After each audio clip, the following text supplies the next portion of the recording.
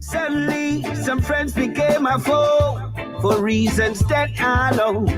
Said to us, it's a waste of time. Let's step it up on crime. But I'm a warrior for the divine, fighting a spiritual war for peace. Hypocrite relax, dress back, SHACKA fear my real backlocks. Hypocrite relax, dress back, SHACKA fear my real back. Yeah, SHACKA fear, big up yourself, can't hear me, don't know year to year are the same thing. And Lenny says so. You don't know a real backlocks, you see me? Yeah, we know.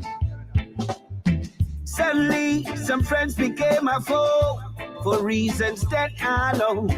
Said to us, it's a waste of time. Let's step it up on crime. But I'm a warrior for the divine, fighting a spiritual war for peace. Hypocrite relax, dress back, SHACKA fear my real backlocks. Hypocrites relax, dress back, SHACKA fear my real backlocks. Know that the war is on, SHACKA fame is in command. So warriors arise, now is the appointed time. Go forth, oh winners of souls. Enough steps of victory, I'm sure. So hypocrite relax, trace back, SHACKA fear my real backlocks. Hypocrite relax, trace back, I'm on a real backlocks. Hypocrite relax, trace back, SHACKA fear my real backlocks. Relax, trace back, real backlocks. I just won't sell my soul, I'm not ready for your gold. I refuse to take your bribes to make your flawless life. Overnight your business spoil, and I want you to know I just won't cease. So hypocrite relax, trace back, SHACKA are the real backlocks. Hypocrite relax, trace back, SHACKA fear my real backlocks. Hypocrite relax, trace back, real backlocks.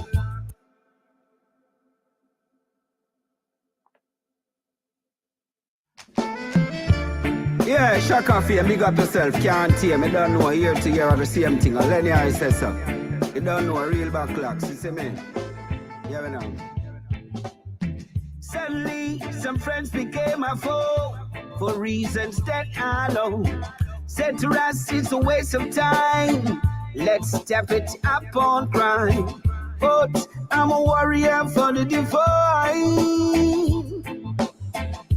fighting a spiritual war for peace. Hypocrite relax, dress back, SHACKA fear my real backlocks. Hypocrites relax, dress back, SHACKA fear my real backlocks. Know that the war is on, SHACKA fame is in command. So warriors arise, now is the appointed time. Go forth, oh winners of souls. Enough steps of victory, I'm sure. So hypocrite relax, trace back, SHACKA fear my real backlocks. Hypocrite relax, trace back, I'm on a real backlocks. Hypocrite relax, trace back, SHACKA fear my real backlocks. Relax, trace back, real backlocks. I just won't sell my soul, I'm not ready for your gold. I refuse to take your bribes to make your flawless life. Overnight your business spoil, and I want you to know I just won't cease. So hypocrite relax, trace back, SHACKA are the real backlocks. Hypocrite relax, Chase back, SHACKA for my real backlocks. Hypocrite relax, chase back, real backlocks. Morning, morning, morning, morning, everybody. 100% a morning. Yeah, SHACKA for you, big up yourself, can't hear me, don't know, here to hear the same thing. And Lenny I say so. You don't know, real backlocks, you see me? Yeah, we know. Suddenly, some friends became a foe for reasons that I know.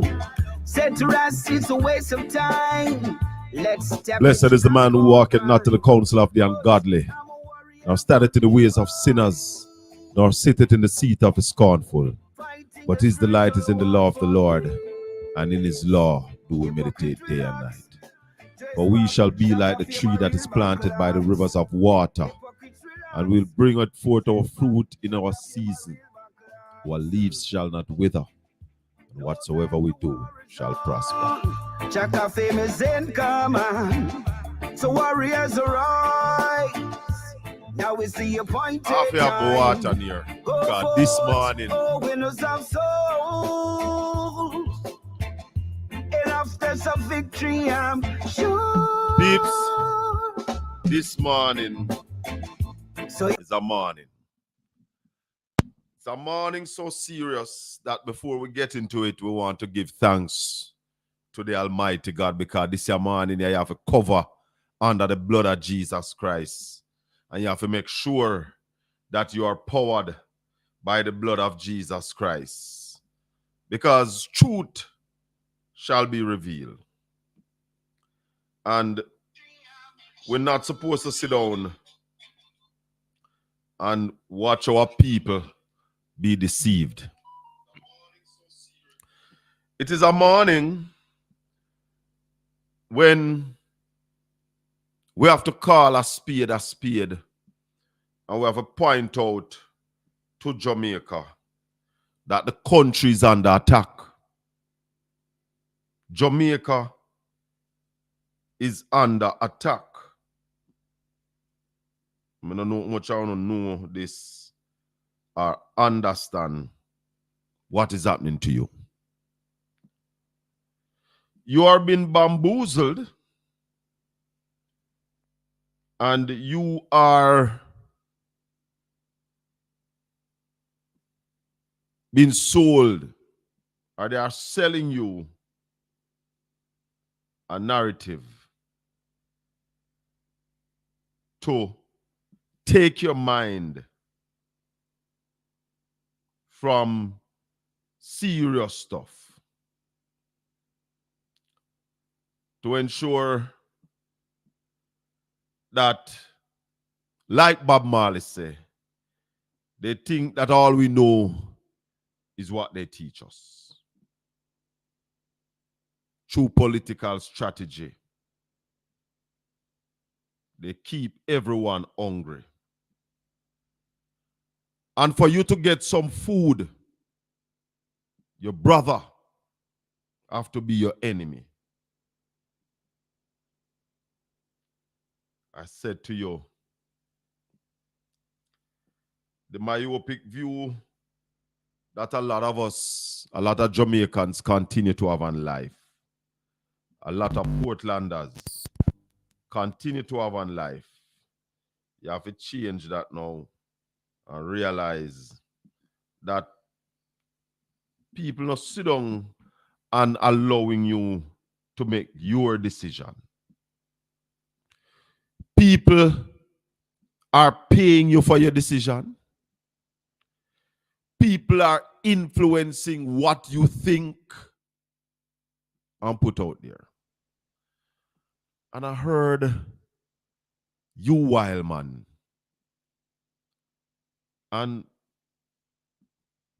when me hear from you, wild man, I tell Emily Shields yesterday, is pure garbage, rubbish. Because based on what you, wild man, is saying, no Commonwealth citizen can sit in the Jamaican Parliament. So when we understand the learned attorney is going to a case in Australia, and I don't know what the Constitution in Australia say, but what he's saying is that once you do, you as the person, as the individual, do something about your inherited citizenship, you can't run in a Jamaica. And once you as a Jamaican do something, let's say like you go to England and get British citizenship, and you come back to Jamaica, based on the present constitution, you cannot run. You would have violated the clause in the constitution that says you can't swear allegiance to a foreign power. And one of the questions I've been asking, and I need an answer to, is that, because my understanding really is that the Constitution of Jamaica says that you have to be a Commonwealth citizen to be in the parliament. So, if you even have 3 citizenship in a Commonwealth, you still qualify. That's my understanding. But based on what you, Wildman, is saying, that once you renew your passport, and nobody can run for government under 18 in Jamaica, and I guess when it's spread out to the Commonwealth, you have to be at least 21, living in Jamaica for over 12 months. And therefore, you must renew your passport. But this morning, we want to take it to what is really of major concern. Because one thing I know, if the law of Jamaica says Mark Golding must renounce his citizenship, he will. I know that. And therefore, it's a non-issue. But we will also look upon Prime Minister Andrew Holness, say Mark Golding's position is incurable. So basically what the man is saying is that Mark Golding will never qualify to be the Prime Minister of Jamaica. Well,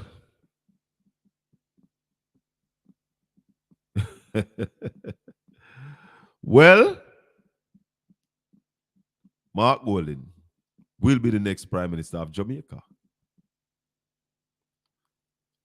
And Mark Golding, who is a born Jamaican and a citizen of England by descent, because his father is a British citizen. The Constitution have no issue. And I said to the GLP, if you can't take it to court, I think you ought to shut up. Yeah. If you can't take it to court, I think you should. If you can't take it to court, I think, where is this? Because it's a legal matter. It is a legal matter. And if you can't take it to court, I think you should relax, dress back, and calm your nerves. Because, you see, law no make so like how no want make law. And that's so law make, you know.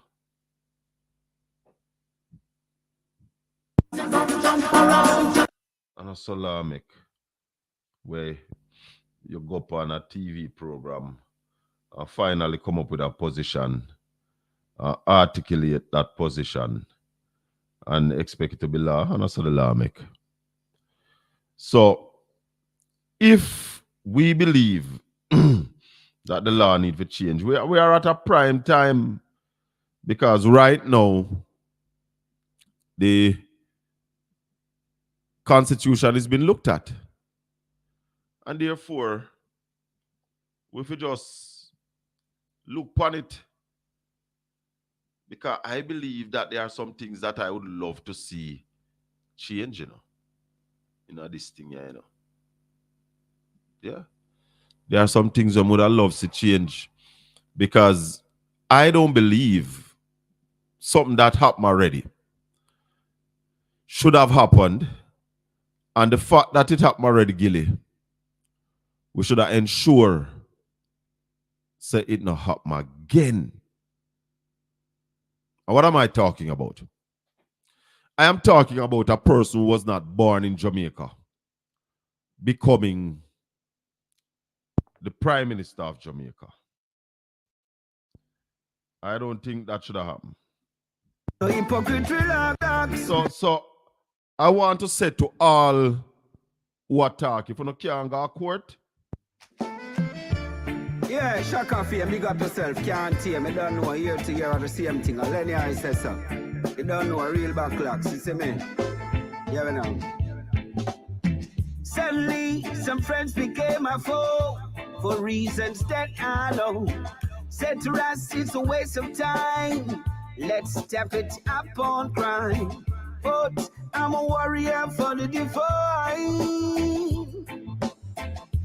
Fighting a spiritual war for peace. Hypocrite relax. Trace back, SHACKA fame a real backlocks. Hypocrites relax. Trace back, SHACKA fame a real backlocks. Know that the war is on. SHACKA fame is in command. So warriors arise. Now is the appointed time. Go forth, oh winners of soul. Easy, Lenny. I want to place on record my condolence and sadness to the brethren, family, and friends, Cat and the crew, Barra Cat. My condolences and sadness. And also my disappointment and disgust to a shooting that happened in Bonebrook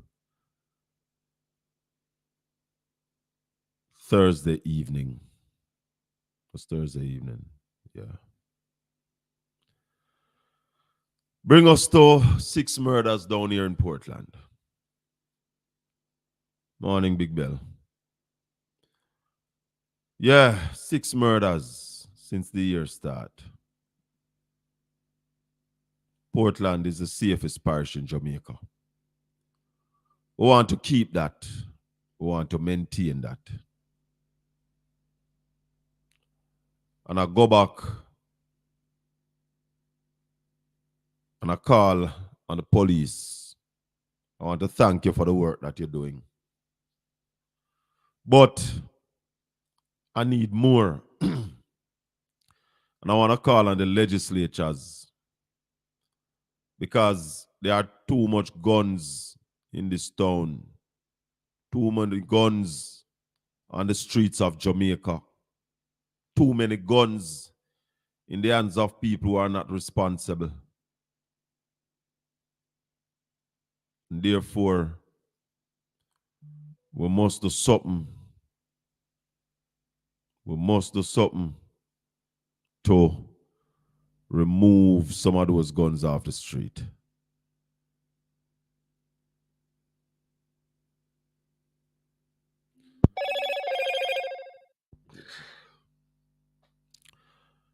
I don't like here when people get shot down them way there.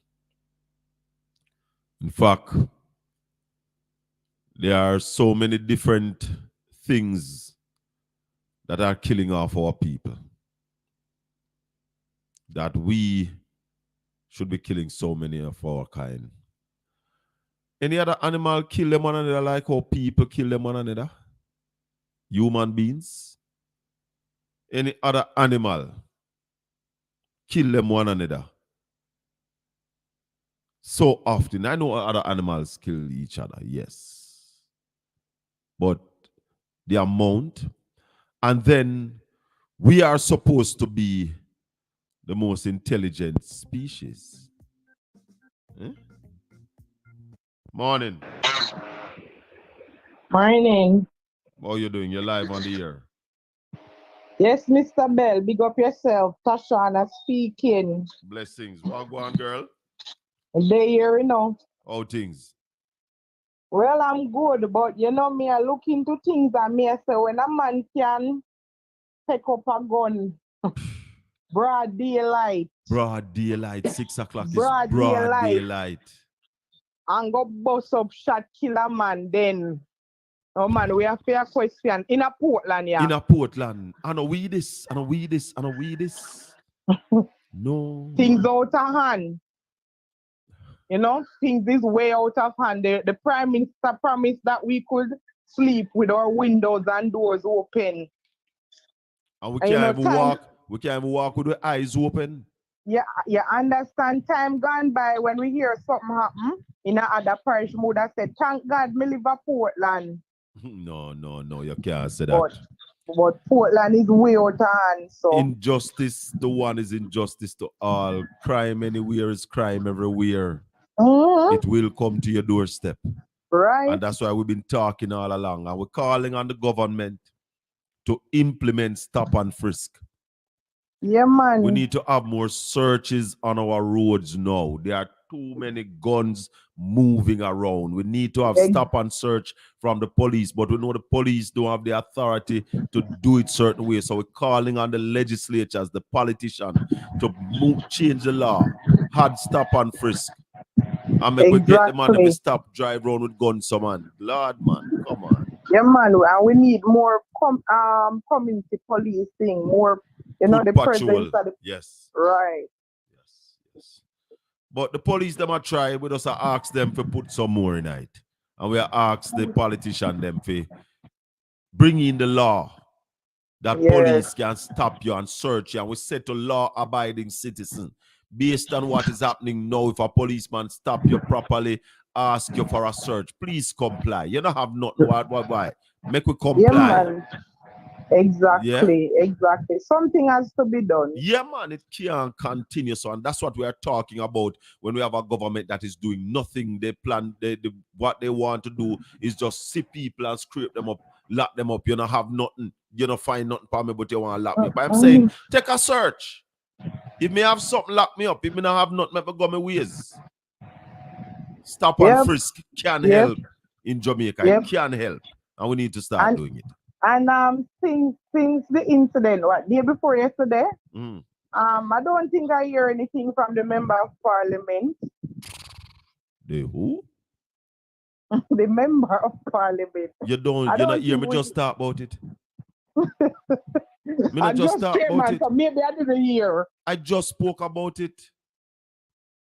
And offer my condolences to all the friends and family and plead me discuss about it. It's me talk for the people of Portland. I am the voice of Portland. So true. So we are doing thing. When the time comes for we get the official position, we've been doing the work. All right. Just keep up the good work, man. We're there. Blessings, my love. One love. Thanks for the call. All right. 804-7072. Yeah, man. Talk to about what is happening. I mean, I am disgusted. Me no need that at Portland. We don't need that anywhere in Jamaica. But the one little safe space, we have to protect it, Rasta. We have to protect with turf. We don't want it around here. And it can start with the parish council, The parish council, the mayor, can start talking about these things, and can start making the suggestion. Because the council can do a bylaw and then send it to parliament to see if we can get it. If let's say they don't want to stop and frisk nowhere else. Let's do stop and frisk in Portland. Let's do it in Portland.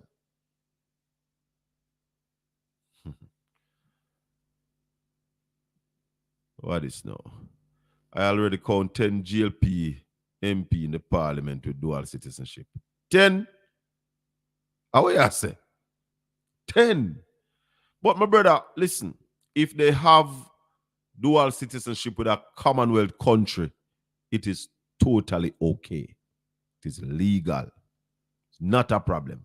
But you hear the, well on, because the Prime Minister, the biggest part of the hypocrisy when me hear with the Prime Minister, him say, him agree that you can have dual citizenship and sit in the parliament, but you can't become Prime Minister or opposition leader with the dual citizenship.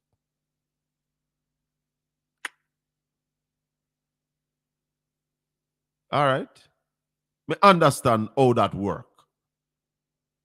But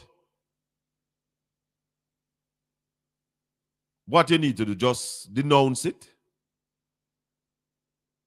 So make we put a submission to the CRC.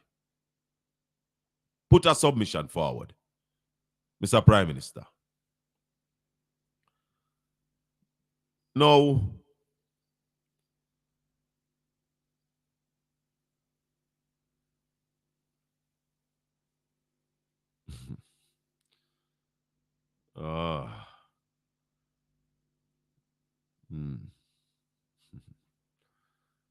Morning, Auntie Lane.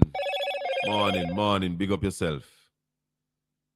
You don't know about the whole heap of people in there with it. But if them have it, it's all right. Once it's Commonwealth. What the GLP is using Mark Golding citizenship to do is to detract the people of Jamaica from the real issues affecting Jamaica. Yeah. So it's a detraction campaign, a deception campaign that is now running. And we not going to be apartheid because we are going to talk about the real things them. A man gets shot, a bone broke. They might find out who do it still. The police is going to find who do it.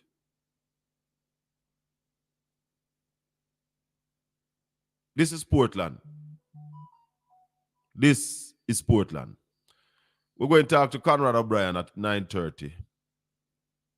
And then we have the phone open for take your calls, because a whole heap of issues are swirl around. I am also saying that our fourth estate is letting down Jamaica. Our journalists, them shaky. Whole heap of them shaky. Whole heap of them shaky. I understand media that sometimes you call somebody to get an interview. And when they agree to the interview, they will tell you some of the things that they're not talking about. You want to ask me about that? Because we're not talking about that. I know that happened. But if a man said that to you and him come and open up himself for a question in that direction. Because the people in the media, for some reason, are either afraid or in collusion with the MPs or the parliamentarians. They are either afraid or in collusion with the parliamentarians. I am suggesting, and I've suggested it before, and we'll do it again, that any parliamentarian that you are interviewing as a journalist, whether PNP or GLP parliamentarian, your first question to that parliamentarian is, are you under investigation for illicit enrichment by the Integrity Commission? That's supposed to be your first question. Because the Integrity Commission says 6 people are under investigation. They never say from which party. We cannot operate in a way where people are under investigation by a body are sitting on the oversight committee of that body. That is what I call untenable. That is what I call untenable. The body is investigating you. The Integrity Commission is investigating you. And you, as a parliamentarian, sit on the oversight committee of the Integrity Commission.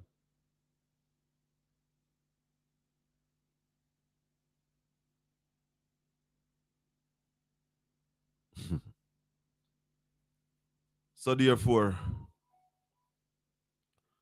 it is important that those 6 people are brought to the fore.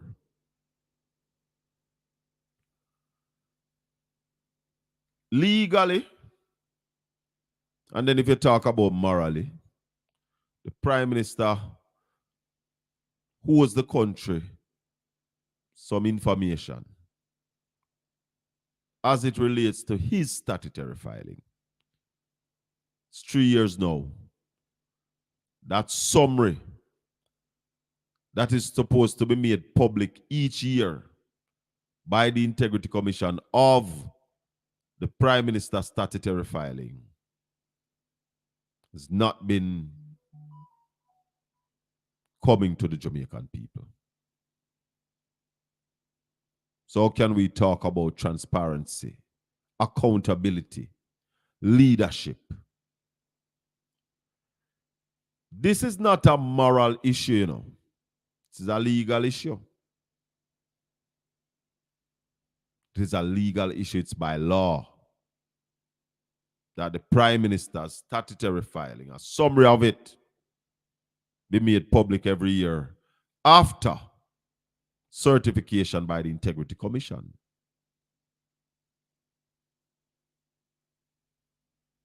So how we sit down so cozy upon that?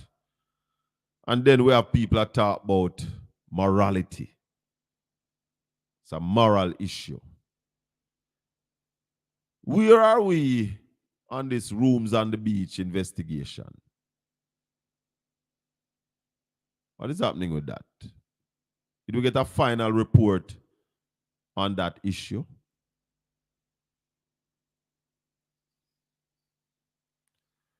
How come a member of the executive come out and made public private information of the leader of opposition? Because there's an argument of where he got it. But what happened to the argument of should he publicize it?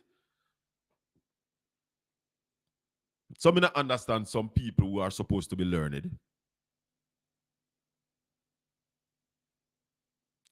In that position, you can get information. And you will get information. It is about how you take at what you expose. So that's another part of the issue that some people missing. That yes, you can get the information as an executive, a member of the executive, you have privilege. But you not have the authority to publicize it. And we're talking about morals and ethics. A joke. Morals and ethics are some of the things that we're talking about.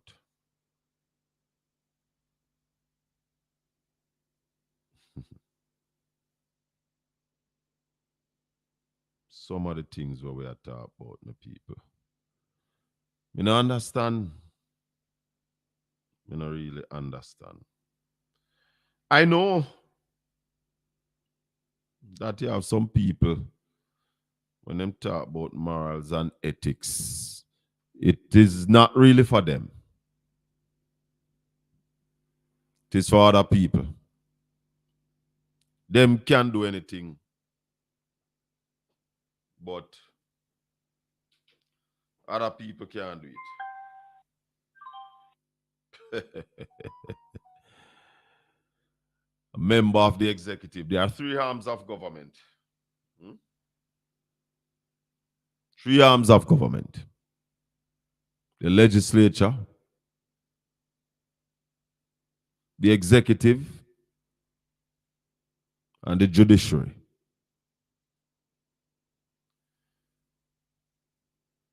you take certain oath that certain information you will not divulge.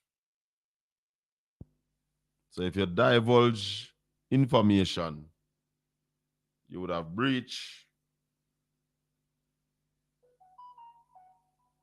You would have breached that oath. You would have also breached codes of conduct.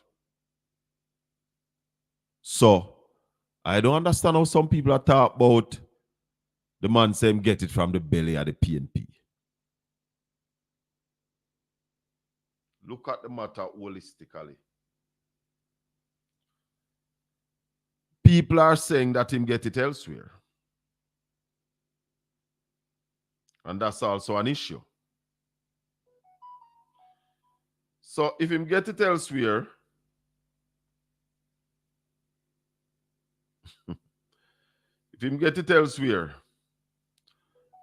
is he supposed to make it public? Because that's the next part of the question, you know. You have a responsibility. That's an issue of national security. So therefore, you now coming forward and making it public, what have you breached? And we're going to find out where you breached, because we think you breached something.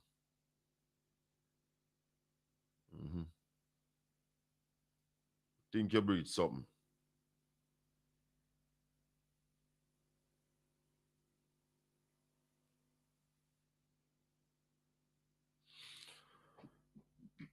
It cannot be that you just dash out people information. So because like I asked Sanjay Lewis and I asked Richie B yesterday morning too. I was on both of those programs yesterday morning. Can you remember off the bat when you last renew your passport? I see Conrad.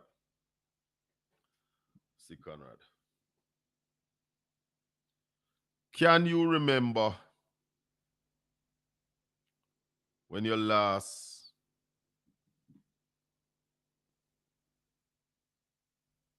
renew your passport?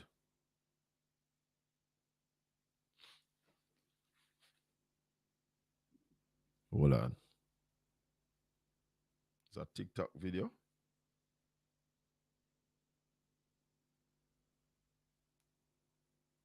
Thought it was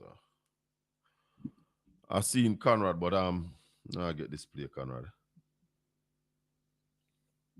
Let me try it somewhere else.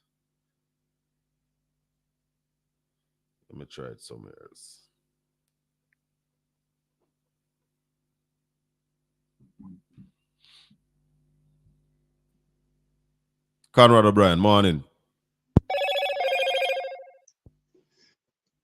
Hi, morning. How you do, brother? I am very well, thank you, my friend Colin. SHACKA fame. Bell, how you do? Good day, man. Welcome and big up yourself. Yeah, I understand that you went to the passport office, to the RGD recently because there's a deed poll in vogue. Is that so?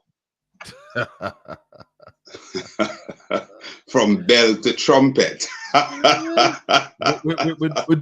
Yes, we're doing it. We're doing it. We're doing it and doing it and doing it and doing it and doing it and doing it well. Conrad O'Brien, talk show host. All right. News stuff. No, Conrad, there are a lot of things that I want your views on this morning. Yes. It's an opinionated show. Yes. And we speak the truth. And as you said, the fireman speak truth to power. Indeed, Conrad, indeed. And Conrad, we live by that mantra. Mm-hmm. Can you remember when you last renew your passport? Absolutely not. You'd have to go looking at a passport, you know? I would have to. I must say that, the United States Embassy had been kind to me, and they renewed my well, it's still called multiple indefinite, or it's a 10-year, now 10-year. They renewed my 10-year visa recently. And not even that date I remember, Shaka, and it was quite recent, let alone remembering when. Remember what? Eh? There was a point I knew my passport number. Because I was traveling so often. So I start know the passport number. But by the time that period of travel drop off, me not remember that again. Shaka, people don't even remember. Believe me to God, if you ask for my vehicle number, my license plate number, no, me have to get up and go look for it. So people, I mean, come on, please. People don't even. So Conrad, if you believe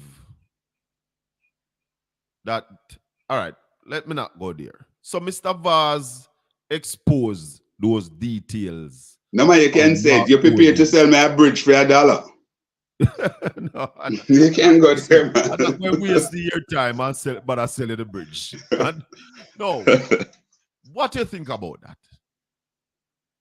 All right. Well, first of all, I want to be as respectful as I possibly can to the Honorable Minister of Transportation. And that's how I operate. As a matter of fact, I will say this to you, Colin, that I refuse from being on platform, any platform at all, that there are disrespect meted out to any of our government officials. They are who we have. Yes. They are in charge. And we respect the office. We must respect the office. You understand? So I can understand your question and your probe and you go deep, but be respectful. This whole business of the certain things that is being said and so on, I am certainly not into it. I want to be respectful. So that said, Colin, I believe that the Minister of Transport and Technology is at variance with the truth when he said that he got the information from the belly of the PNP. And even if he has, certainly it's of no moment. Because when you examine the whole thing, Colin, and it comes back to where you start, who in the PNP, not even Mark Golden, will be walking around with those information as eminent King's Counsel KD Knight said. And that's why my first question to you was, do you remember the last time you renew your passport? Absolutely not. And as I said before, as eminent KD Knight said, that when you do these things, you don't keep a duplicate of application. You don't have duplicate application walking around, so you're going to be detailing to somebody to say, I this, I that, and so on. It is certainly within the purview of the Passport and Immigration Services. And indeed, I'm saying it without any fear of successful contradiction. And, sometimes you have to basically say things and, if we're ever going to do a crowdfund thing, if they decide to say, boy, I'm going to carry me go to court, we have to do it. But I am prepared to say that Darrell Vaz has lied to the Jamaican people, and he is lying. Remember that this... Conrad, I am saying I don't believe what he said. That's I believe he... it's another way of what he said. And if you believe, anybody who believe what he said, I want to sell you the Tower of Babel. I believe he's lying, and if he is not lying, it is incumbent on him to present those information. Sorry, Shaka, because indeed that person who gave him the information would themselves be in breach. So one way or the other, it is untidy. And certainly we cannot. Here's where I want to take you. Mm-hmm. Mr. Vaz is a member of the executive. Mm-hmm. And therefore, that gives him privilege. Yes. So even if he got that information, the question I am asking now, what about his responsibility not to divulge that information? As a minister, you are also sworn to secrecy. As a member of the executive, your oath said you will not disclose certain advice that you give or advice that you get. Absolutely. So Absolutely. And therefore, if Mr. Vaz has this information within his position, then the way to do it would certainly maybe somebody else carry the information and do it in a question form. Ask these questions, is so and so and so and so. But for him to come and blurt out the information and also... The point I want you to talk to me on, Conrad, Mm. does he have a responsibility not to divulge that information? Yeah, man, and I did answer in the affirmative. Yes, he has a responsibility to not to. And also, when you look at it and you juxtapose it with what the government, his government, the government of Jamaica is trying to do in terms of getting people on NIDS in order to further the digitalization of the society. And people, hold on, Colin, hold on one sec. And remember now, that people were already suspecting and fearful of NIDS because of the privacy of their own data information. So when you do this as a minister, what you do? What would be the results? No, but that's where I want to take the discussion, Conrad. To hell with where you get the information. All right, you get it from the belly of the PNP. As a minister, as an executive of the country, isn't it on you to understand that from time to time you will get information that the average man not going to get or not going to be able to get? But you are now bound by your position not to expose these information. Absolutely, Colin. But we also have to, dissect things and deal with things in a very sensible manner. The fact of the matter, we cannot be coy about these things. The fact of the matter is that nobody walk around with this information and give it to the Oil Vaz. He went to the source and get the information. And I'm standing by that mantra. I am standing by that mantra. I am on that side to Conrad. I believe that him go get it from wherever him get it. But I am also saying that is one breach, but there's a second breach by having it and publicizing it. He's not supposed to. Absolutely, and that's where the rubber hits the road, and that is where the discussion now comes in and become germane to every law citizen of Jamaica in terms of how secured our information is. And as a result of that, people are now asking the question about the whole business of NIDS going forward. This morning, I listened to the 7 o'clock news and Radio Jamaica, and I heard a clip from the Shadow Information Minister, Miss Nikisha Burchell, and she went front and center and put those things out there. She also questioned the manner, the very casual manner in which the newly minted Minister of Information, Dr. Dana Morrison, dealt with it.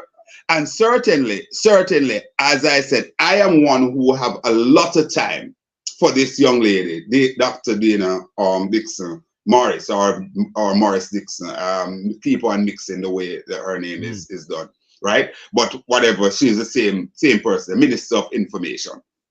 And certainly, it begs the question as to how casually, why would she deal with this thing so casually? To say, listen, it's neither here or there. The minister said he got it from somebody within the PNP. I mean, it leaves me to wonder, Conrad, does she really understand the whole portfolio of data security and privacy and all of that? I would say she or it's does. politics? I would say she does. She does. So it's She's a politics very, now. she's a very, very competent, bright lady, excellent communicator, and so on, in my humble view. However, it goes to show when some people get into the political realm, all good judgment goes through the window. Because what she's doing right now is basically coming across similarly to her predecessor, Robert Nesta Morgan. And it is indeed a shame. Conrad, if you put she and Nesta in the same sentence, she in a problem. But her opening salvo, certainly on this one, which seems to be, which certainly is one of the biggest moments for her so far. Then when you analyze both and you put them together, match them up, then certainly it sounds to me like the way Robert Nesta would deal with the thing in terms of just dispatch it, and it's quite ordinary. It's not ordinary. No, you're right. It is not an ordinary matter. Just box it aside. Yeah, it's not an ordinary matter, Shaka. And I am saying that granted, the government says that it is not compulsory for one to sign on to the needs, but they expect a lot of people to come on board voluntarily. And there are a lot of us who believe that needs is necessary for proper identification, for easy identification, and want to be a part of it. But with this kind of issue coming forward that our data would not be secured, our data would no longer be private, people just anytime you feel like you're under pressure, you're under threat, you just blurt out people data like that. Yes, it's certainly untidy, Shaka, and it's not going to create a smooth surface for the government in terms of people signing on to this needs, and you know it's somewhat problematic, because we're talking about the digitalization of the society and so on and so forth. So those are things that we have to be mindful of.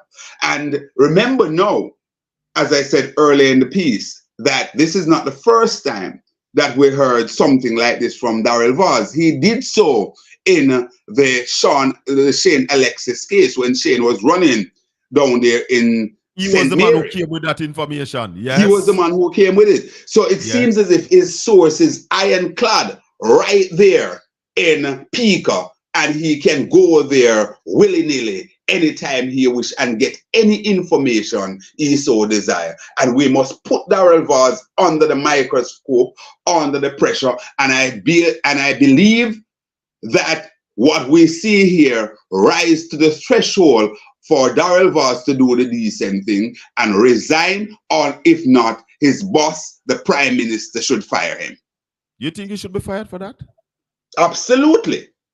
Absolutely. This Shaka, if you understand, data protection is one of the biggest things, not just in Jamaica, but globally. Where the world is going now. It is something that you have to guard zealously. So when you have a minister of government, hold on, and that's my point. The fact that he's a member of the executive of the country, in the top job of the country, he has privilege, and he will always have access to information that you and I can't get. True. So therefore, you have to show that you can have these information and don't throw them out. But that's what also, I'm talking about. The fact that he publicized that information, he must be held accountable for it. Yes, but remember now that even your information, your information, and whoever gave him the information, they too, that person too, of the source is also in breach. Because remember that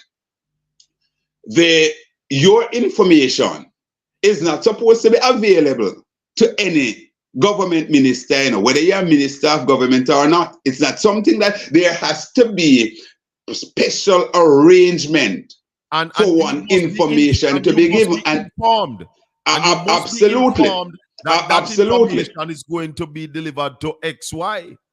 Absolutely. If you and let me just bring or remind Jamaicans of a case that is presently in the court. The young lady, Mrs. Issa, down there in Montego Bay, St. James. Over the phone. Whose son was taken out of the car and murdered. And you will remember the many hoops that the Jamaica Constabulary Force. Hold on, Conrad, let's get it right. She was taken out of the car and then go with the car and murder the son in the car. The son was found in the car. So let's just straighten it. Yes. Yeah. All right, fine. So that's how it was. So, and if you remember the many hoops that the Jamaica Constabulary Force had to go over in order to get into the phone and get those information to be granted in a murder investigation. So it's not something that must be treated willy-nilly. And it is indeed problematic, Mr. Bell. It is problematic at the very core. At the very core. It needs, when you talk about a thorough investigation, it must be investigated. Exactly. And when you have something reach that threshold, any decent society that is operating on the basis of saying we want a place to live, raise families, and do business, a minister of government has to be held accountable. And when you breach, you basically have to give way. We saw the trajectory that Mark Jefferson Golden is operating on. One of his charge that Mr. Meadows down there in northern Trelawney didn't go and breach information, but he said something on the political platform. And what Mark did, he certainly removed him. He will not be the standard bearer for the People's National Party, certainly this time around. So we have to set some templates and stand by them. Mr. Bell, talk to me. That's how we run a modern government, and a government that basically gives your local citizens, first of all, confidence, and also garner the confidence of the international world, because this thing could have implication for even investors who share information within a certain space, and their information could be out there purloined in front of the world tomorrow. You don't want that. So the information minister just box it aside. Will it stay aside? I don't think the parliamentary opposition, and certainly a vast number of ordinary Jamaican citizens will allow it. And I think that we're going to see a shifting of the game, certainly at the beginning of play, Monday, when the media is open and the news cycle started to gain traction. That's a big issue. I certainly will be having Miss Burchell as my spotlight guest, Nikisha Burchell, the Shadow Information Minister, and also General Secretary of the People's National Party. She's also the candidate for South St. James. I will be having her as my spotlight guest on Monday at 10:10 and News Talk 93 FM straight up, which is truly the fireman, Conrad O'Brien. So, you know, I'm inviting persons to join me. Then I guess it will be an exciting and very, very interested interview. We just discussed a big issue. There's a bigger issue in my view that I want to hear your opinion on. Yes. The Prime Minister of Jamaica. For 3 years now, the law requires that all member of parliament file. Well, not for 3 years now. It has always been there. Hold on. Yeah. Mm-hmm. So that part is not for 3 years. But the law of Jamaica says all parliamentarians must file their statutory filing each year and have it certified by the Integrity Commission. It goes further to say that the Prime Minister and the leader of opposition filing, a summary must be made available to the public after certification by the Integrity Commission. Indeed. No less a person than he says the ultimate executive. That's what he calls it. The ultimate executive. Filing has not been made public. Chief servant. Well, that's what I recognize him as, but he says he's the ultimate executive. And if you want to be the ultimate executive, right? So this is an issue, Conrad, that you are a part of mainstream media. I don't know if you call yourself a journalist or a broadcaster. Well, see we're civil society, journalists, broadcasters, media practitioners, what we refer to as the fourth estate, which has a responsibility to keep our public official accountable, has sat back and relaxed while this continues to run. How so is this acceptable?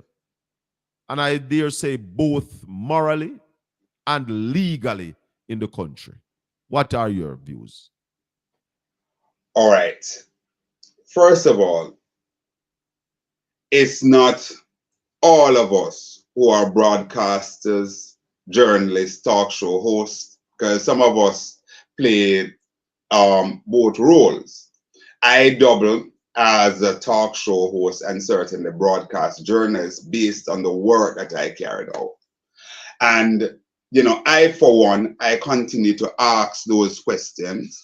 You have first like Ralston Hyman, continue to ask those questions. Simon Crosskill, put that out there as well. So I can call those names off the bat, those of us who continue to ask these questions on a day-to-day basis when we're on radio, and we dare say that it is indeed untenable.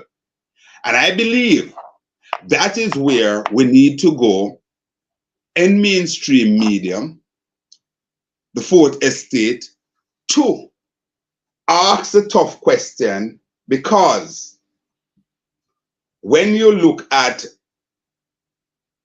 the obligation that the Prime Minister should be living up to in terms of this, it is certainly not, we are not getting that. And the argument about the Integrity Commission is the one that should certify, of course, but certainly if the Integrity Commission cannot certify, it behooves the Prime Minister, the chief servants, or the ultimate executive, as he described himself, to step up to the podium and give the Jamaican people the information as to why his filing cannot be certified. And we should not settle for anything less than that. It's not 1 year. It's not 2 years. It's now gone 3 years. And we're still at this conundrum with the Prime Minister's filing cannot be certified. These are not small things, SHACKA. These are big things. And when you look at progressive society in the world, there's no way that Mr. Holness could continue to be Prime Minister with these halo hanging over his head. There's also a companion piece with that, and that is with the 6 member of Parliament that is cited by the Integrity Commission, Conrad, for illicit enrichment. We could not go down there yet. I want to deal with these issues one at a time. and deal with them. Just like how we deal with that issue there with the information a while ago. Mm-hmm. Make we hold on. Because you see, there are a lot of issues that are of vital importance to this country. And I watched for the last 8-9 days, the country has been pulled away from those issues and has been drawn in a campaign of deception and distraction, talking about something that is totally legal. And I want us to, I'm going after a man who is following the Constitution to a T. And is on solid legal ground. So let's come back to the Prime Minister, Conrad. Yes. What do you think? Because I am saying to us as a people, if we allow this to happen with this Prime Minister, the next Prime Minister who does it, you are going to hear, but Uncle 1 year might want to certify for that man who never certified for 3 years. We are opening up the gate for all kind of rubbish, and we must stop it now. You know what I want to do right now, Conrad? I want to call on the Prime Minister of Jamaica to make public all his correspondence with the Integrity Commission onto why his filing has not been certified. I am giving the Prime Minister 7 days to do that. And if he doesn't do that within that 7 days or after the 7 days, Conrad, I think the Prime Minister must step aside and allow this issue to be sorted out. This is a moral issue and it is a legal issue. I am saying to the Prime Minister, you are the leader, sir, and you said the ultimate executive. You cannot be breaking the law. You must get this thing sorted out. This is too important of an issue to the country and the people of Jamaica. And we are not supposed to understand what is happening. We think you're taking us for a ride, sir. And we're not saying whether or not the Prime Minister doesn't have legitimate reason why he has not provided the information or whatever, but certainly we need to know, because there's a pushback coming, or certainly there is information coming out of the IC, the Integrity Commission, that they are unable to complete their work. We saw on the other hand where the opposition leader, who we describe as Prime Minister in waiting, Mark Jefferson Golden Markiji, he certainly has his filing completed and certified by the Integrity Commission on a timely basis. Please, I don't want to go for the tit for tat and no butterfly. No. It's not. Hold on. No, it's not tit for tat. But if we're giving information, we have to give the clear information. You cannot separate the Prime Minister from the opposition leader when you are making certain discussion. You have to look across it in a parallel way. Hold on, Conrad, a little bit. I understand what I'm saying.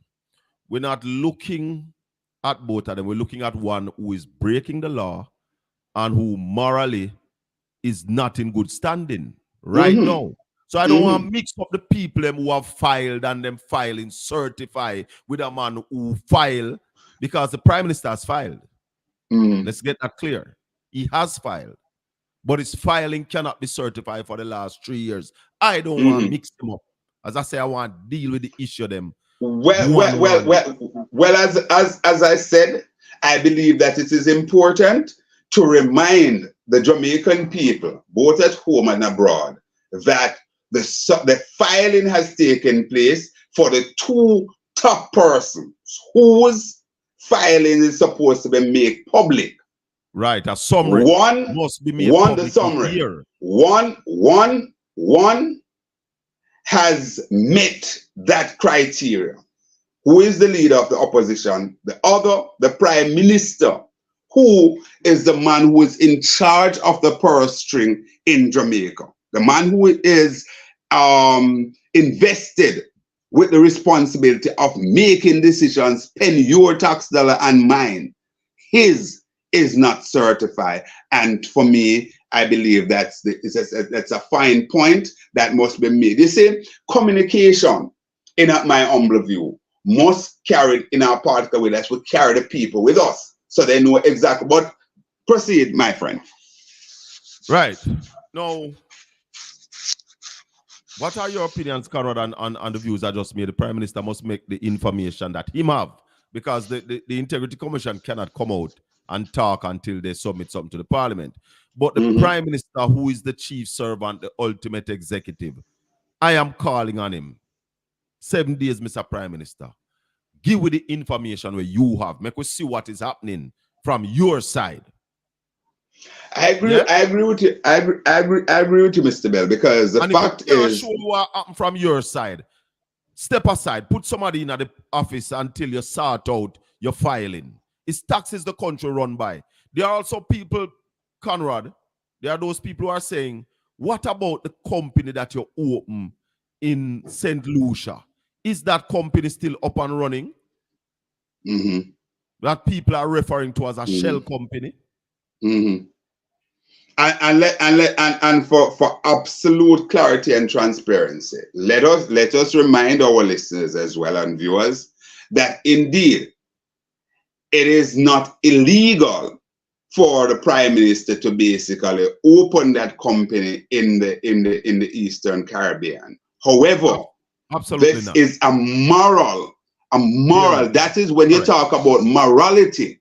That is where it comes in, because it is said that when you open companies in those areas offshore, it's certainly to avoid taxes. And I don't think that anybody, let alone, well, anybody in officialdom, in politics, let alone the Prime Minister, should go down that road. So let us also, because I believe in fair play. You understand, we talk about the legality of the opposition leader. Let us also put it there that what the Prime Minister does in terms of the company in St. Lucia is not illegal, but certainly can be described as immoral. And that's what we're talking about when we bring up that company, the moral issue. Let's go to the 6 finally.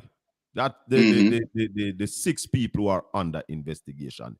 You are a mainstream broadcaster, Conrad, and I'm coming right back at you. Why is it when you interviewed parliamentarian, you are afraid? Are you afraid, or why is it that you don't ask them, are you under investigation by the Integrity Commission for illicit enrichment? I am suggesting that this is the first question every parliamentarian should be asked when they go to an interview. All right. Let me respond to you. I take your advice, Shaka, and certainly it may have been an omission on my part. And I do believe that you're on solid ground. I think all of us who sits behind the microphone, whenever we get the opportunity to interview parliamentarian, we should put that question to them. It comes back to and I'm afraid I have to call his name once again, eminent King's Counsel KD Knight.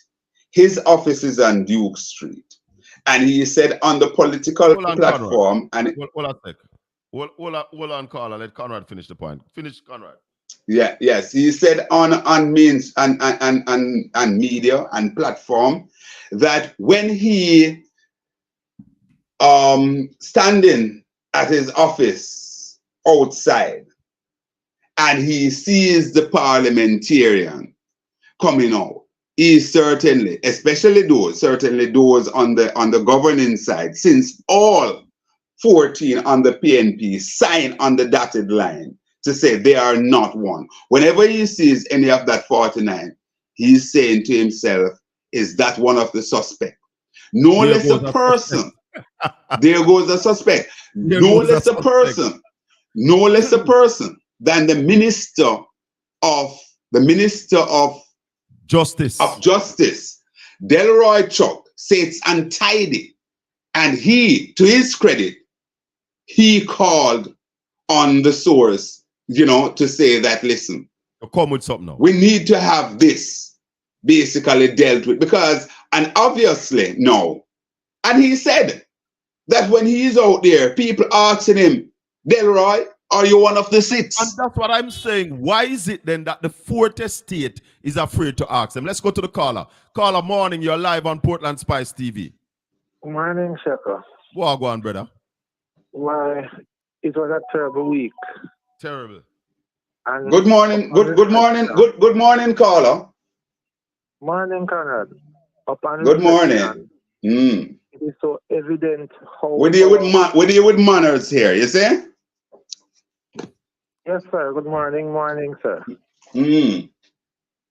Upon Go ahead. reflection, it is sad that our education system has been producing individuals and certifying individuals who can be so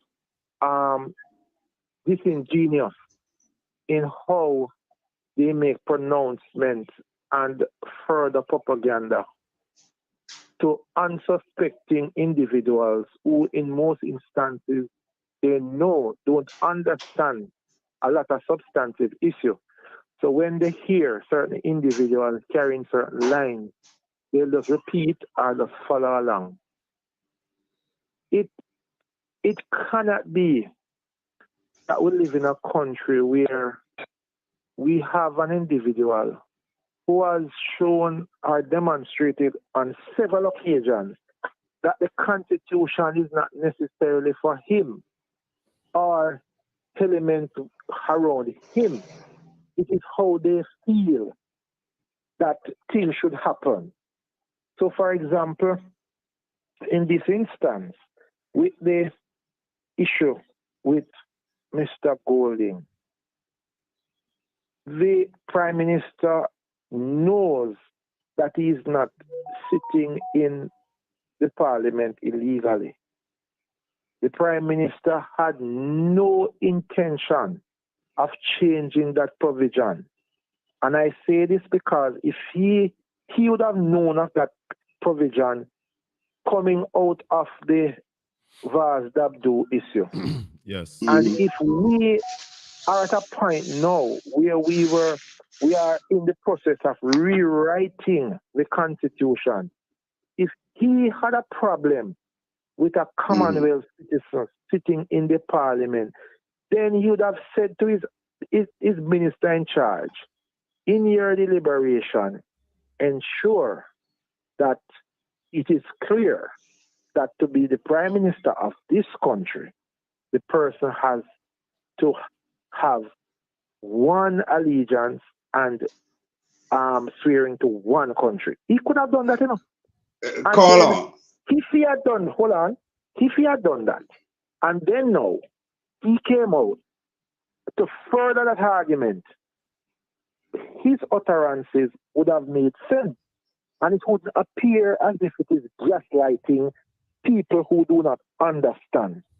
But to let the thing reach to the point where you're putting out a document and that wasn't included, and then you coming out to say to the people that this should not happen, it is so disingenuous. And we as a people, because of the dishonesty of a lot of Jamaicans who are in media, they have been explaining and trying to get people to understand that what this man is doing is right. And it didn't start last week. It started several years ago, because if we have a Prime Minister, I had a business and I closed down the business 1 year after KJ writing me re-taxes. And we have a Prime Minister who would think and persons explain it and using Mr. Vaz's word, who now is the ultimate, he draw the moral standard for Jamaicans. Mr. Morality. Mr. Morality. If I may, caller, before I lose my train of thought. Hold on, Conrad, let him just finish up.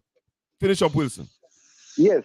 So what I'm saying, if it is not morally wrong for the leader, the ultimate leader, to set up a company in another country so that he don't pay the tax in his country that he's leading, if that is not morally wrong, we need to tell Mr. Morality that it would have been good if he had come out at that time and said, no, boss, that not look good. So I thought you think. While it might be legal, but morally it not look good. Let me hear Conrad. All right, just quickly. Wilson, how you do? You started out by saying the education system throwing up uncertified people to deal with this, and in this particular case, that is not so. The thing that is coming, No, I didn't say uncertified. I said certifying individuals who are being dishonest in their utterance. Okay, all right. Thanks for that clarity. I thought I heard the other way around, so I wanted to correct that. Fine. But you know, Wilson, what happened with the Prime Minister's pronouncement? He went further. He said, listen, no, all the other parliamentarians can sit in the House of Representatives with dual citizenship, apart from the opposition leader and the Prime Minister. The Prime Minister is the master of being disingenuous, because that in itself, that is the belly of disingenuity. Because what happened? The Prime Minister knew very well that he has on his side in government between 6 and 8 people who are there. Hold on. The man said them all right, you know. It's just who want challenge. That's the point I'm making. Right? He said that. But the point is, that could not work in our system. And I remember, we don't vote for Prime Minister and we don't vote for opposition leaders. It is that we vote for MP. And absolutely. And any one of the 63. The rule has to be the same. If he wants something like that, it have the same for everybody within the parliament. It cannot be just for 2 persons out of the 63. Because what happened? The man challengers, man. Yeah, because what happened is that one must remember. Where the man from St. Mary said, we want to keep him there forever. Because if you keep him there, he would be an asset. So how could it be less in his challenge? That argument not really hold water. Because the using logic being purported by that man from St. Mary, you know. Keeping that man there, you know, is a great asset to them. Keeping Mark Gold in there. Yeah, he did say before Marky G take out the whip. He did say that. But Shaka, another important layer of the discussion, since we are, trying to inform and educate as much as possible, we must make it clear to our people that, listen, any one of the 63 that sits in the Parliament of Jamaica can emerge as Prime Minister. Because if tomorrow morning... Without going to the people. Because if tomorrow morning, I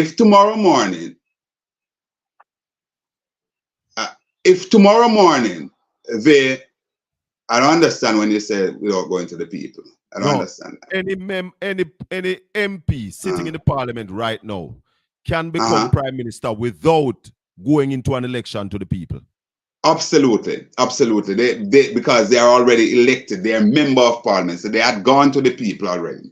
So they can the 49 or say 48, exclude the prime minister, could caucus and say, here what happened. We don't believe that Andrew Holness is cutting it. So we want to elect Eroy Clark or Currency Morrison as the prime minister. They could do it. Or Mr. Right.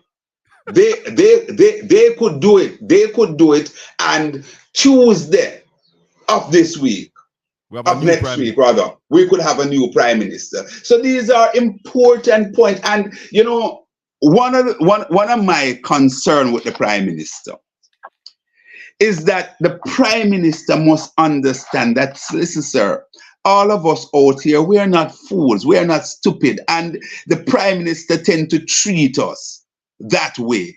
And I, for one, I am not happy with that. I'm not happy with that at all. Give us a little more respect. You are saying that he must understand. I think he understands that, but I think he's speaking to his base and to persons who he thinks doesn't understand the process. And he's of the opinion that if he gets those individuals excited and share his opinion and further it along the ground, he will benefit from that. So it's a strategy he's using. He is not, you see, I am not one who will conclude that he is ignorant of certain things. He knows what he's doing. It is calculated. It is. By the way, is this Wilson out of St. Mary? 1 second. So Wilson, you would agree with me then that it is a distraction and a deception campaign that is on against the people of Jamaica? Of course it is. It is a political ploy being used to win back some support. That the same poll that he has been discrediting, that shows that he's losing support. He wants to use this to create uncertainty. And you must understand that there's a certain sector in Jamaica, even though they like remittances and they have 3/4 of their family being illegal in other people's countries, they still have this hatred for persons who are not Jamaican. They still, so even though they want things from there, they don't really necessarily like them. So if you can get the people to say, I beg to differ. I think that Jamaican people very much love people who are foreigners.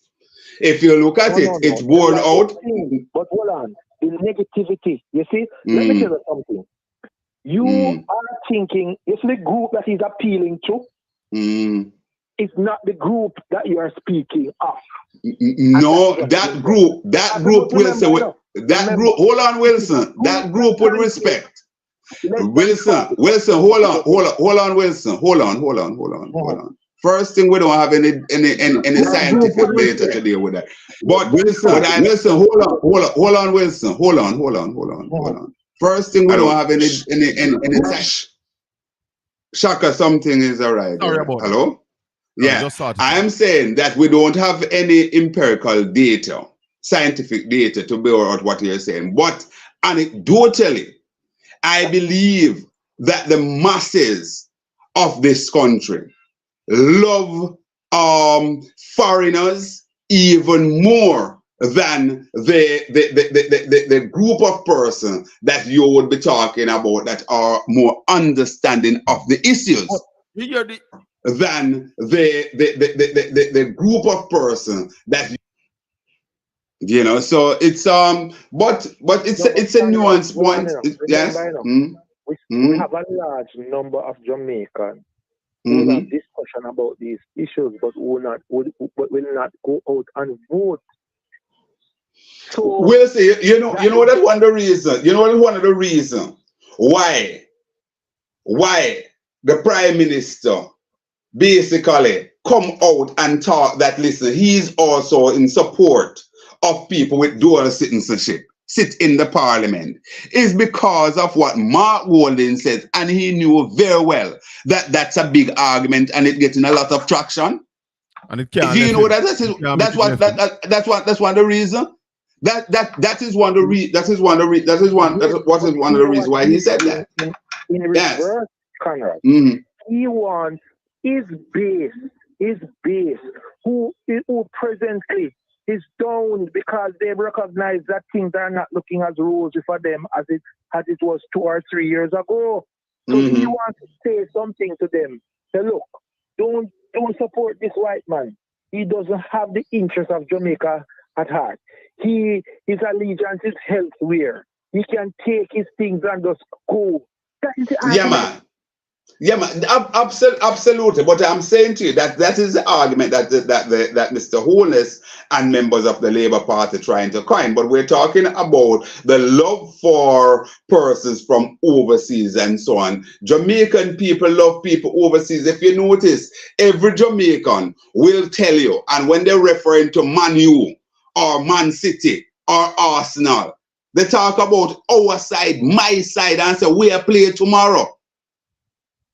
You understand? We are play tomorrow. How many people? How many people? Hold on. How many people you hear walking and talking when Arnetta play, when Tivoli playing, that we are play tomorrow? So there's a love of fear there. There's a love of fear. There's a love of fear there. But the conversation that the Prime Minister is trying to put out there, I agree with you that what happened, he's trying to have the Jamaican people turn on Mark Golden because of the traction that Mark is getting. And remember, in all of this, the reason the reason that I'm support SHACKA, you know what is the shocking point in it? The PNP is now a clear 8 percentage point, but that's not the biggest point. The biggest point in it is that the argument that Mark Golden wasn't gaining any traction, that has been debunked because the poll is showing where on the popularity race, Mr. Golden and Mr. Holness is in a dead heat. And on the favorability side of it, Mark Golden, Mark Jefferson Golden, Marky G, is far ahead of Michael Holness, Brogard. Conrad Wilson, there's another big issue that I want to touch on and hear you both speak on that this morning. There is a shortfall in the budget of $22 billion. And there's another $40 billion that the Minister of Finance has not told us where he's going to get that money from. That is still an issue. And the Sparks program, which is supposed to fix our road, they are saying to the local contractors, you must have $12 million to participate in these contracts. You want to go first, Wilson? Okay. Remember, without the Sparks program, there will be nothing to excite your base going into an election.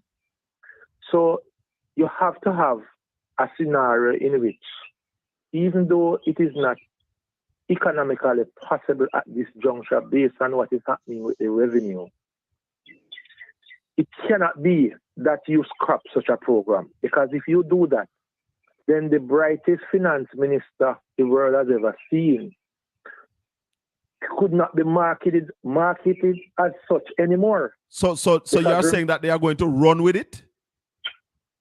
But they have no other option at this point because they are back themselves in a corner. Because remember, you have to understand that we still have a significant number of civil servants who are dissatisfied coming out of the reclassification. It is the opinion of all that the politicians came out the best as government workers from reclassification. So therefore, in order to get the people at the bottom excited for you, you have to have a Sparks program, because it's what it will. Now, why do you think the minister is unable to tell us where he intends to get the additional revenue from? That's what I want to know. That is going to come in a supplementary budget.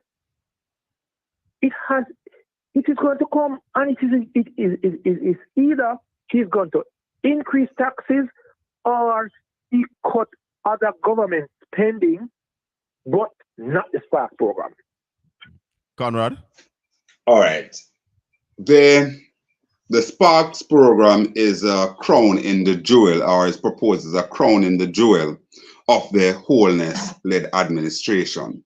Certainly, when you drive across the length and breadth of Jamaica, you see the road network, and we're not talking about off-road, we're talking about major thoroughfare. For example, let's say the road from Sandy Bay all the way into out on the Bustamante Highway in Clarendon. That's a major original yes, South Coast Road. Absolutely, that's a major thoroughfare, and I can tell you that it is in a deplorable condition. That is in the constituency of Southeast Clarendon. In the main, it journeys into Central, I think, Central Clarendon there, between Central and Southwest. And indeed, that is in trouble. However, when you look at the numbers certainly $25 billion in the quarter shortfall, the quarter ending in the last quarter. That was supposed to be a major part of financing the budget for 2024-25. That is certainly out of work. The conversation, and we heard no less a person than the head of EPOC, Keith Duncan. His suggestion is that you would have to basically look at cutting at some of the capital expenditure. And one of the major capital expenditure right now is the Sparks program. But I believe them can't cut it. Hold on. I believe. Well, there's two things. They will have to cut it, or they will have to do what the opposition leader has been suggested. If the revenue doesn't change, because remember now we are early in the piece, so the revenue could very well change. So if we see there is an uptick in the revenue to balance out that 25 billion shortfall, then they don't have to cut.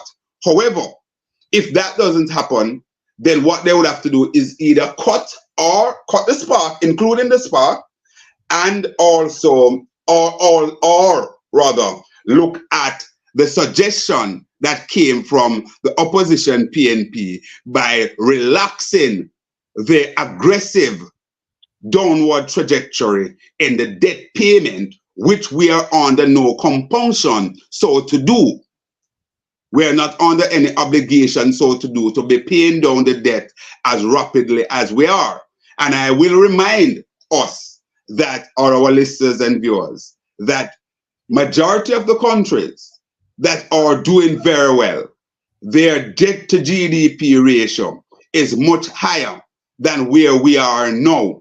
And when you look at the scheme of things, the country with the lowest debt to GDP rate is the poorest and the most troubled within the region, which is Haiti.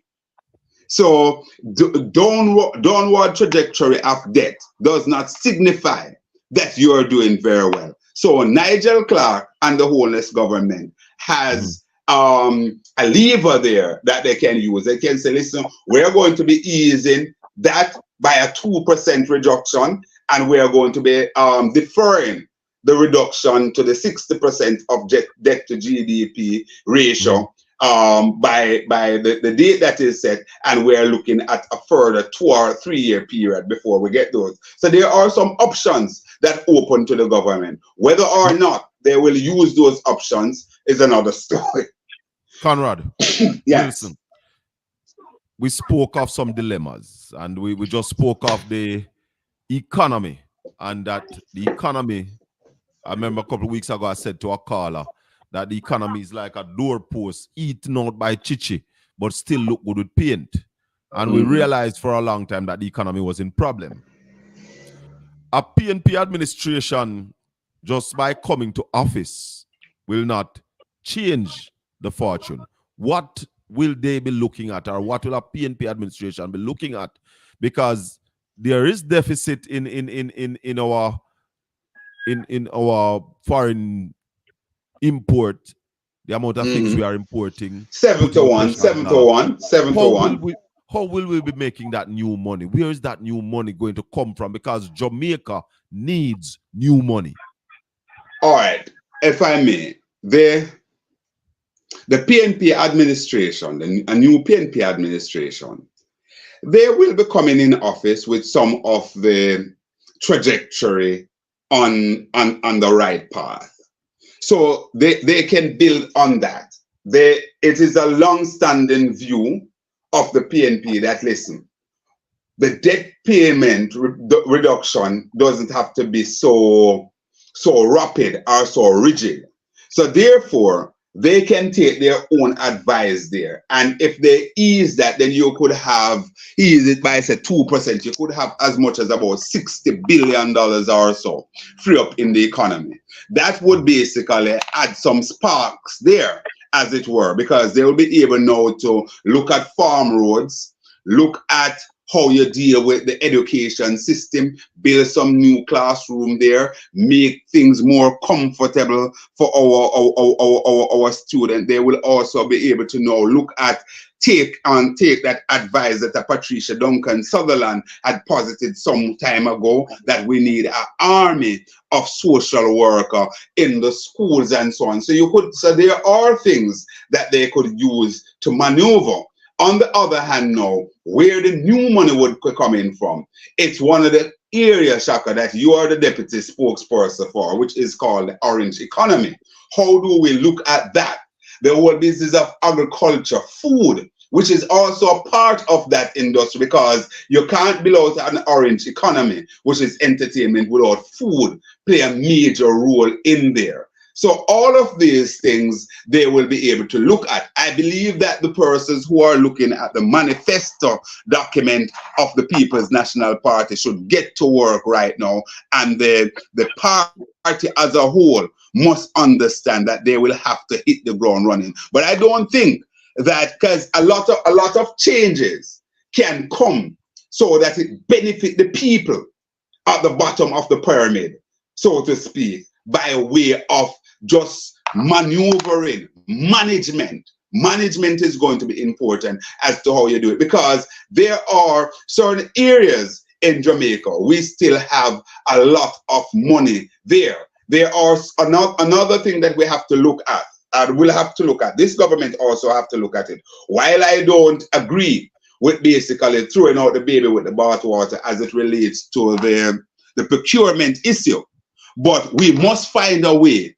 as to how we get to ensure that the money can be spent and the procurement process can basically come out on a more timely basis. Because year on year we have say you have $100 billion or so for the capital budget.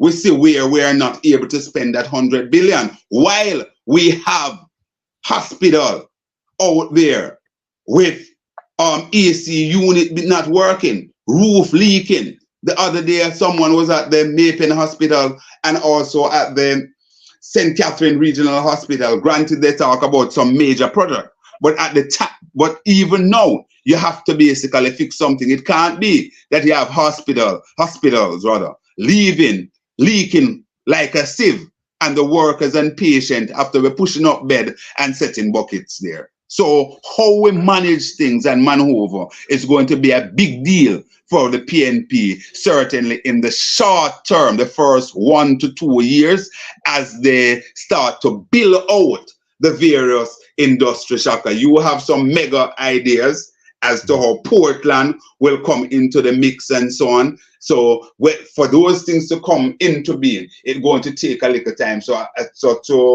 we use what we have as a catalyst before those mega investment coming in. I think you talk about some, I don't know, remember the number that you thought that we can bring in the industry.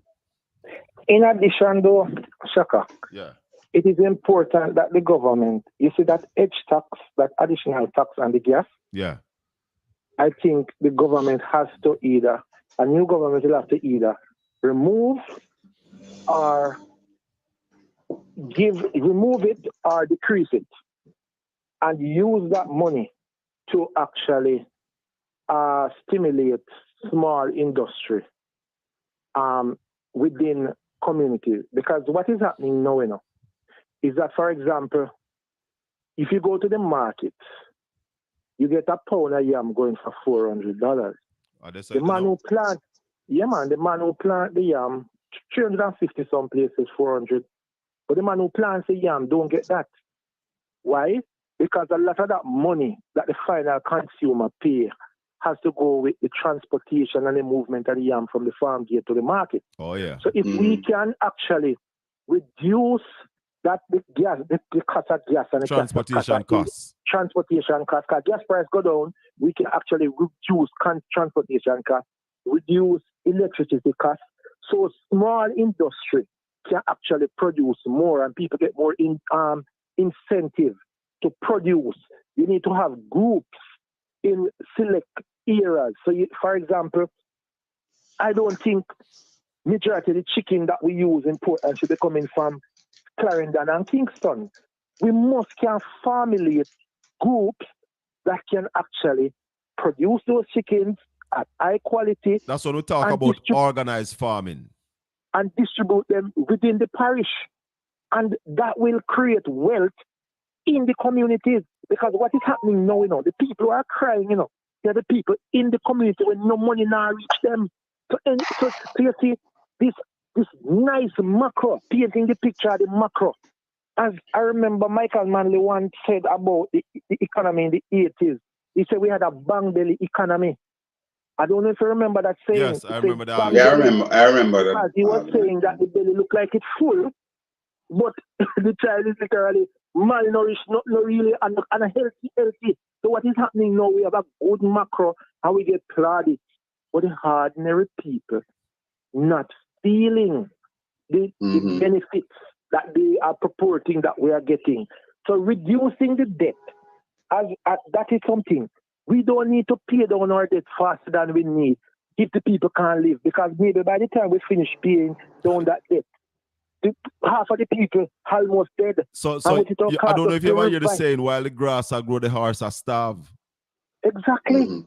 And that is what we need. So we need a change of direction. But the change of the direction has to now value the people, value the ordinary man.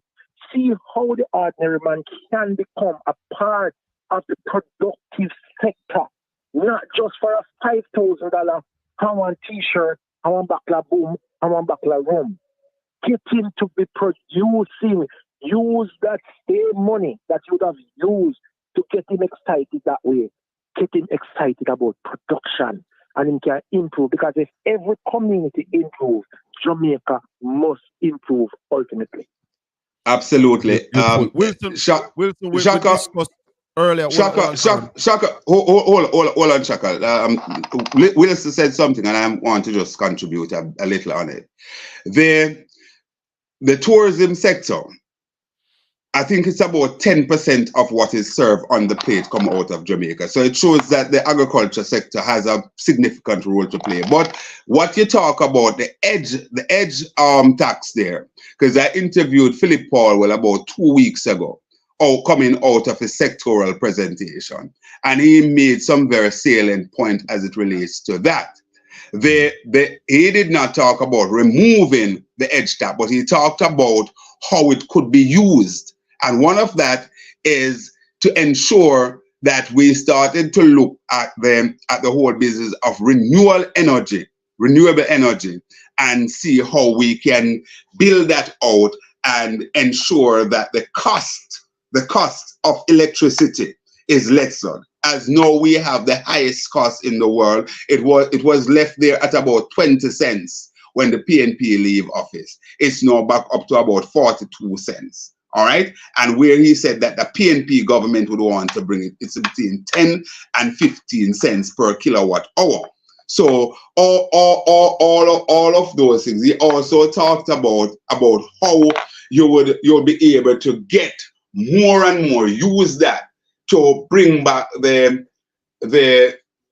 what was the rural electrification program. The name has changed, and that entity is now defunct. It's no longer in, because there was a lot of corruption there. So he talked about how we can get that to build also. You have less trope and all of those sort of things, and get our people productive. So you're onto something, a good point there, when you mention how do we use this edge fund, because as it is right now, we are being hoodwinked. We're not getting the benefit from the edge fund, and we're still paying it. It goes to the consolidated fund. Wilson, we spoke earlier about the what we suspect to be a data breach earlier this week, or was it last week, by Darrell Vaz, Member of Parliament for West Portland and Minister of Transport, Technology, and so much more things. What are your views? Well, when I was listening to the program live, and the first thing that came to mind at the time, I said, but this man has done a research, because the information were so pointing and specific. Precise. And precise, as Conrad said. And I said to myself, but this doesn't go well in providing certain information to government entity. Because if a minister of government can do that to the leader of opposition, what would he do with my information? Mm-hmm. So, in my estimation, I think that statement in itself has done more harm to this country than what they were trying to do as it relates to the dual citizenship thing. And I'm going to tell you why. You know that when they were doing the census, there are a lot of persons who did not participate because they didn't want to give up the information to government. Hold on, Wilson. The census not done, though, you know. Not when they were doing it, because the census still not done yet. Right. So, hold on. So if it is that people had doubts then, and this now happened, how is it now you're going to get the masses to buy into a net? It is so damaging. And to hear the new Minister of Information definitively stating that no breach occurred, I would want her to come to the public and tell us what is considered a breach and what a breach entails. Because my understanding of a breach was thrown into whack when I listened to what she said in that press conference this week. Yeah, yes, it's certainly a very, very bad footing that somebody that a lot of Jamaica will say, boy, they have a lot of time for. Dr. Dixon, she really started out on a bad footing there as it relates. No, it is. And as you said, Wilson, you know, hold on, Conrad, you know why you're laughing? Hold on, you know why you're laughing? Yes. A lot of people have a whole heap of respect for this lady, you know, and was looking forward for this lady doing great things. And you are saying that the first step she step out, she damage her reputation for politics. Yeah, man, she really damage herself. And before stop. One second, Wilson. 1 second, Wilson. Let us I know, and I'm trying to mix our conflict, but let us also recognize Nikisha Burchell, the spokesperson on information. She came out batting very hard. I don't know, SHACKA, if you happen to listen to Radio Jamaica News at 7 this morning. Yeah, man, I've been hearing her, man, and I've been seeing the press release. So, you know, she, and in this most recent salvo from her, she really called the Minister of Information to books. And I believe that the minister must respond. She is duty bound to respond to her opposite number, the shadow Minister on Information, Nikisha Burchell. Go ahead, Wilson. And the Vaz matter. I was of the opinion that we were getting somebody less tribal and a person who has no regard or respect for anyone as a Minister of Information. But I am not impressed with what she did. I don't think she's a bad doing. I don't think she reached. No, first impression. I said last. I was expecting. However, it is still up in the clouds, but my first impressions were not good. However, if I leave, I want to say something that might not find favor with another person. Mm-hmm. I do believe, based on what has been happening over the last 8 or 9 days, I think it would be better if we allow this constitution to remain until the water is settled. Because I don't think a constitution is something that it should be to the benefit of the people, it should not be a political gamesmanship where this man win that point, that man win that point. No, not at all. And I believe where we are now, because we have a party that is en route or seeking to gain state power, and one that is losing ground and pointing to and going into the direction that is opposite of getting state power. I believe the whole essence of the importance of the Constitution is going to get lost, and it's going to be turned into a political fiasco. So I believe, in all honesty, as a Jamaican, I believe now is the best time to try and make changes to our Constitution. I believe the changes are needed. Yeah. Don't get me wrong. Yeah. We need, because the Constitution should be something that evolves with time and see how the present one working, how it's not working for us, and make improvements. However, based on what has been done by the minister in charge, who is of the opinion, in my estimation, that majority of Jamaicans don't understand anything about the Constitution. So it is the duty of the elected people to determine what we want.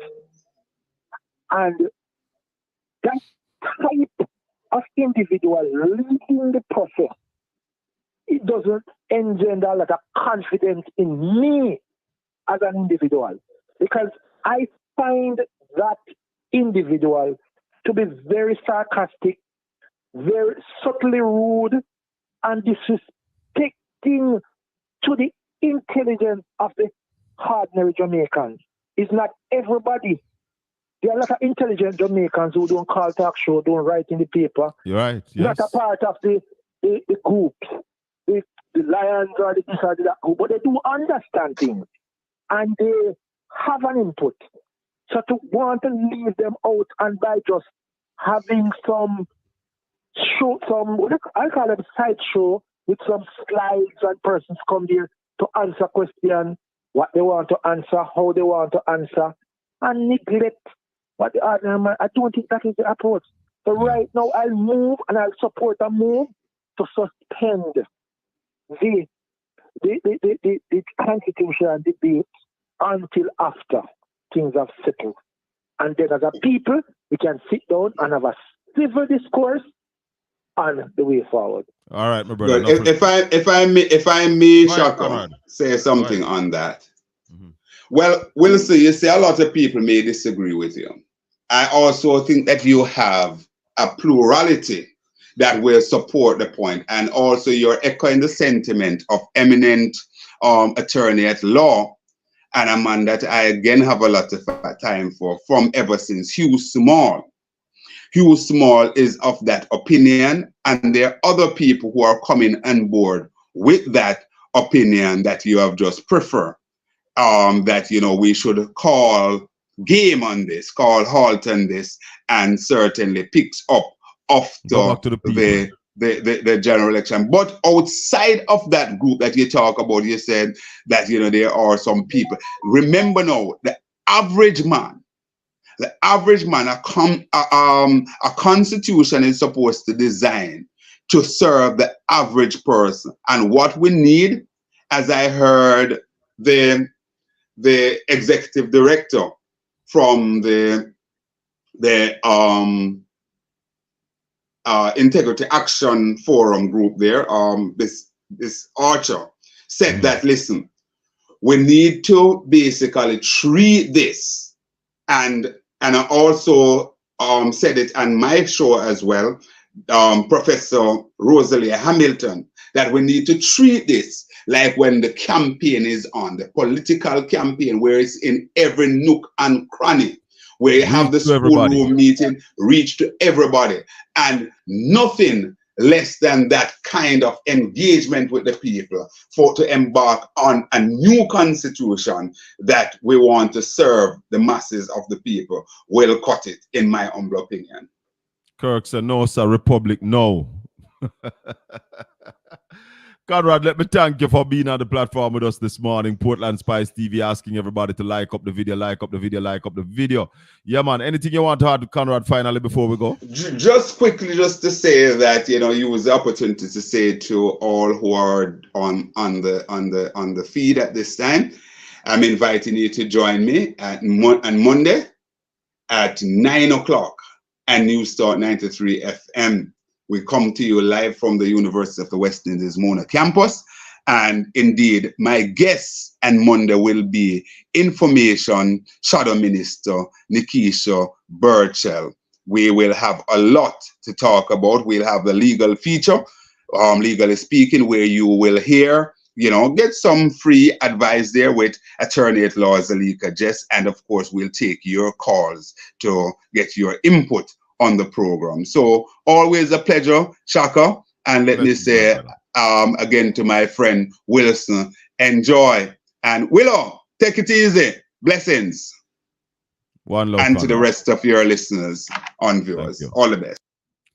Conrad O'Brien, News Talk 93 FM. Remember, Monday is going to be having on Nikisha Burchell, the Shadow Minister on Information for the People's National Party. We're going to be talking to him there. It has been a pleasure talking to you this morning. Thanks all for watching. Please come back next week, Saturday morning, where we have the big show. Once again, talk to me live. Talk about any issue you want to talk about. And of course, where we put Jamaica first. Jamaica first. That's what we say. Portland first. Remember, Sunday, July 14, Boston Jerk Celebration. Trangbach Boston Jerk Celebration. Sunday, July 14. We will be jerking everything that you eat. We say once you eat it, we can jerk it. So we're going to have jerk pudding, jerk soup, jerk ice cream, jerk porridge, jerk pork, jerk chicken, wild hog, reindeer, fish, conch, you name it. We'll be jerking it. Sunday, July 14. Trangbach Boston Jerk Festival on Boston Beach. Make it a date. Bless upon yourself.